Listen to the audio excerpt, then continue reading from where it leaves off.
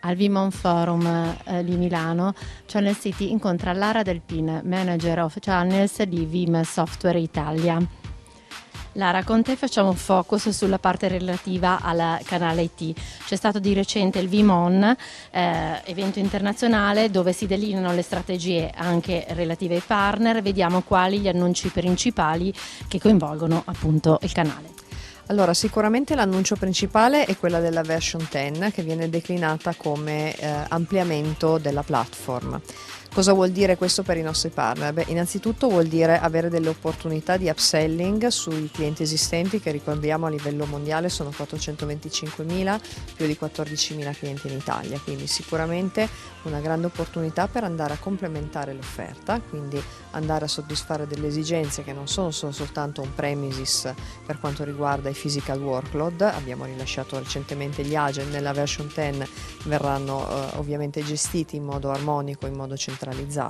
ma anche quello di poter andare per esempio a proteggere i network attached storage o gestire workload direttamente nel cloud. Sempre sulla platform ricordiamo la possibilità di andare a implementare una vera e propria continuous data protection, quindi aumentando quelli che sono i livelli di servizio per quanto riguarda il recovery point objective. Questo per quanto riguarda semplicemente la platform.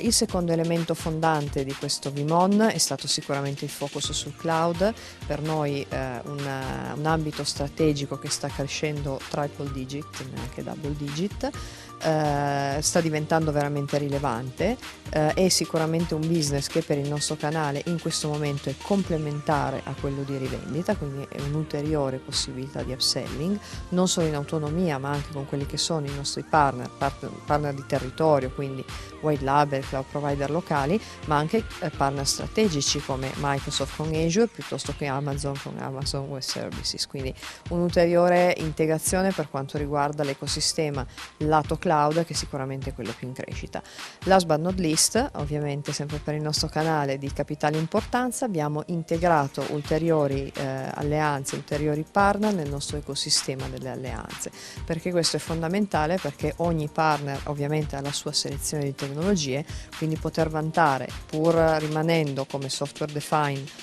quindi hardware independent e cloud independent, abbiamo comunque la possibilità di declinare un valore aggiunto ulteriore sui brand che sono fondamentali per il nostro ecosistema di partner, ricordando appunto che noi siamo 100% canale, quindi integrarci con le tecnologie rilevanti per i nostri partner è per noi ovviamente fondamentale per continuare a sviluppare business con loro. Cloud Ecosystem e Platform, le tre declinazioni quindi su cui vi focalizzate con i partner nel 2017. Passiamo un messaggio a questi partner che si muovono e operano in questo contesto di trasformazione digitale, quindi che shift chiedete a loro? Beh, oggi si è visto la digital transformation